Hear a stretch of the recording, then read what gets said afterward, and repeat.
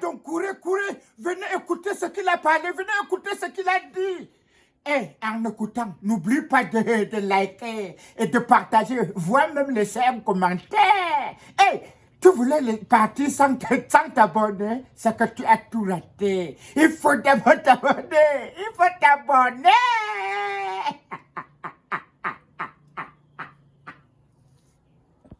Tout l'interpeller en tant que sénateur et président de la commission des finances du Sénat. Madame la sénatrice, vous êtes nos représentants au Parlement des élus locaux. En cette veille de session budgétaire, posez la question à Madame le ministre des enseignements secondaires. Pourquoi l'école publique se meurt? Pourquoi l'éducation secondaire se meurt? Parce que monsieur le proviseur a été très poli en parlant d'insuffisance tout à l'heure.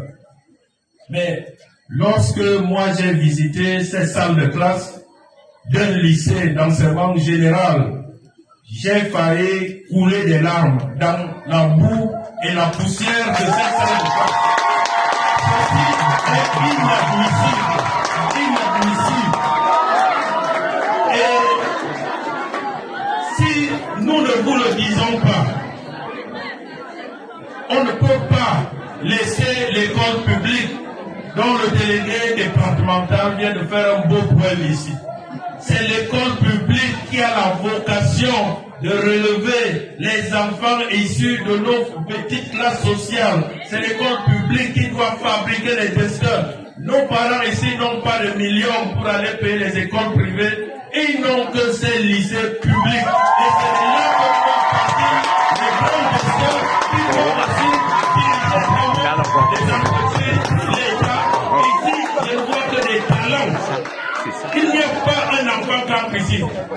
Quand on atteint un taux de réussite de 0% au bac, ça veut dire qu'il y a un échec total du système. Et c'est inadmissible.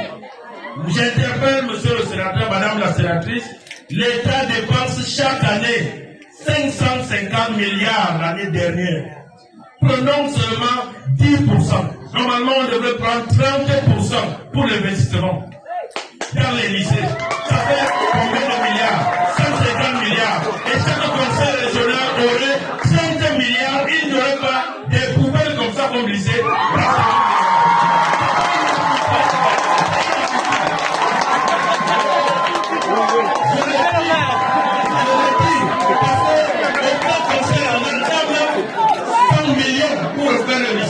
J'espère que quand vous allez au Sénat demain, vous allez poser la question.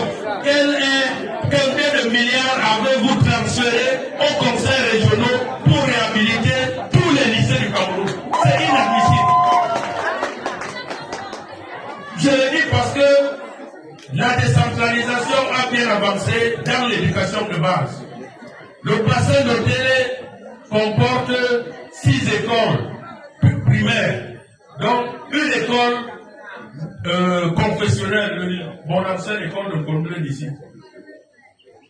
Toutes ces écoles, avec le peu de moyens que l'éducation de base transfère déjà aux communes, nous avons réhabilité les 6 écoles primaires du bassin de Télé en 4 ans, avec très peu de moyens.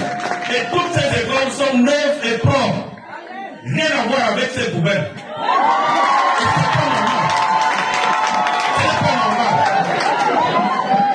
C'est donc la seule interpellation que j'avais à vous faire. Parce que ça part de là. Les conditions de travail, les enseignants, on en a déjà ici, il faut l'informatique, mais moi, je ne mettrai pas mon enfant dans une poubelle comme ça.